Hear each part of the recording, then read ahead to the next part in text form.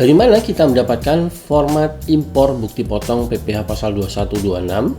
Silahkan simak video tutorial ini sampai selesai agar rekan-rekan bisa mengetahui dari mana kita mendapatkan file format impor bukti potong PPh pasal 2126 dan apa saja yang harus diisi. Oke, langsung saja. Untuk mendapatkan format bukti potong PPh pasal 21, pastikan rekan-rekan buka browser dan langsung login ke akun DJP online rekan-rekan semua.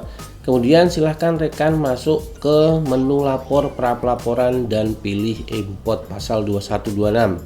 Kemudian setelah kita masuk ke aplikasi PPh e-bupot PPh pasal 2126, silahkan rekan-rekan masuk ke menu bukti potong, kemudian masuk ke menu impor bukti potong, dan di bagian sebelah kiri akan ada petunjuk pengisian warna kuning ini. Kita langsung saja klik petunjuk pengisian dan kita akan terbuka halaman tentang panduan user manual dan format file impor untuk bukti potong PPh pasal 21.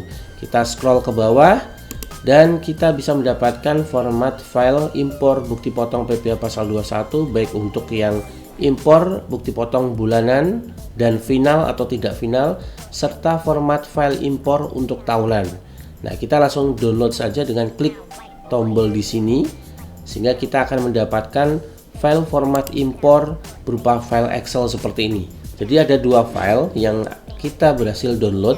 Jadi yang pertama adalah format upload e-bupot 21 untuk A1, jadi untuk tahunan, dan format upload e-bupot 21 untuk bulanan. Jadi kita pilih salah satu. Jadi di sini kita pilih untuk format upload e-bupot 21 bulanan. Jika sudah, kita buka dan seperti ini tampilannya. Jadi tampilan file Excel untuk format impor bukti potong PPh pasal 21 seperti ini. Dan di bagian yang pertama, sheet yang pertama adalah sheet recap. Di sini adalah berisi tahun pajak, masa pajak, kemudian jumlah bukti potong PPh pasal 21 dan jumlah bukti potong untuk PPh pasal 26. Di sini wajib kita isi karena sistem e-bupot 21 akan mendeteksi jumlah baris bukti potong dari sini. Jadi pastikan kita isi tahun pajak sesuai dengan tahun pajak yang akan kita lakukan impor. Masa pajak juga kita isi dengan masa pajak yang akan kita impor, dan yang paling penting di sini adalah jumlah baris bukti potong. Pastikan sesuaikan dengan jumlah baris bukti potong yang akan kita impor di sheet 21 dan 26. Sheet 21 di sebelah sini, sheet 21 dan sheet 26. Dan kita coba langsung lihat di sheet 21 apa saja kolom-kolomnya. Nah, di kolom sheet 21 ini ada beberapa kolom yang harus kita isi dari kolom A sampai kolom terakhir nanti. Dan yang pertama, kolom pertama adalah tanggal pemotongan, diisi dengan tanggal dibuat bukti potongnya atau dibuat impornya. Secara default dan secara aturan bukti potong dibuat pada akhir bulan.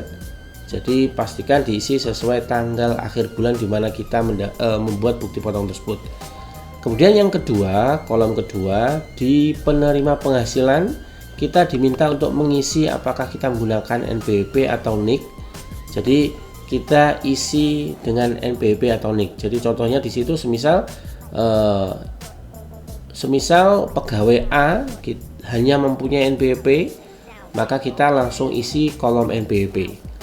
Dan kemudian di NIK-nya kita kosongi, nama penerima penghasilan bisa kita kosongi karena secara default sistem akan mengecek NPWP tersebut dan akan menampilkan namanya secara otomatis.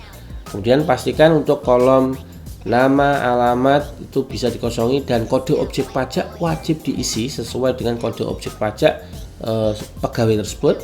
Kemudian untuk di bagian kolom penandatangan menggunakan NPWP atau NIK kita isikan dengan NPWP, dan kita isikan di kolom NPWP penandatangan kita isikan sesuai NPWP penandatangan. Bagaimana jika pegawai tersebut tidak mempunyai NPWP dan hanya mempunyai NIK? Maka kita bisa mengisi di bagian kolom penerima penghasilan, di bagian kolom penerima penghasilan ini dengan NIK, dan untuk NPWP kita kosongi dan NIK-nya pastikan diisi sesuai dengan NIK yang ada di iktp.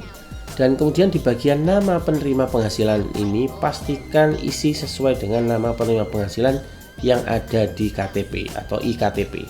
Untuk alamat kita isi sesuai iKTP tersebut, dan kode objek pajak kita sesuaikan dengan kode objek pajak pegawai tersebut. Dan sekali lagi untuk penandatangan dan NPWP penandatangan kita isikan dengan NPWP dan 15 digit NPWP-nya kita isikan. Jadi seperti itu. Kemudian di bagian kolom berikutnya adalah kolom NIK penandatangan tanpa format baca. Karena tadi kita sudah pilih dengan menggunakan NPWP, maka kolom ini dikosongi saja. Dan untuk kode PTKP silakan rekan-rekan isi dengan kode PTKP sesuai kondisi pegawai tersebut. Kemudian untuk pegawai harian atau tidak, ini kita pilih opsi tidak atau ya sesuai dengan pegawai tersebut. Kemudian untuk menggunakan gross up kita pilih tidak secara default karena contohnya ini menggunakan gross.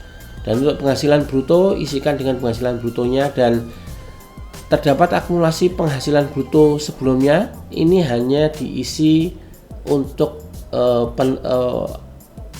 pegawai yang menerima pesangon. Jadi semisal tidak ada pesangon maka kita kosongi saja dan kita pilih tidak. Kemudian mendapatkan fasilitas kita isi no atau tidak.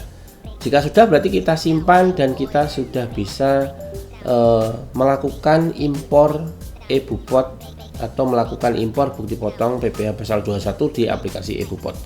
Oke, seperti itu rekan-rekan semua cara mendapatkan format bukti potong atau format impor bukti potong PPh pasal 21 untuk aplikasi eBupot 21.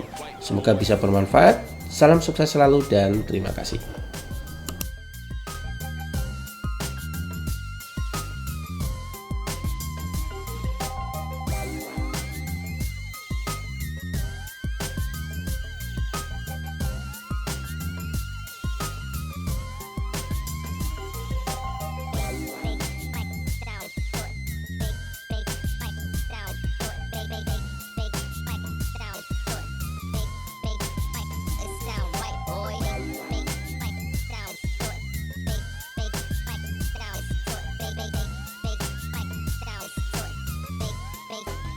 It sound right, boy.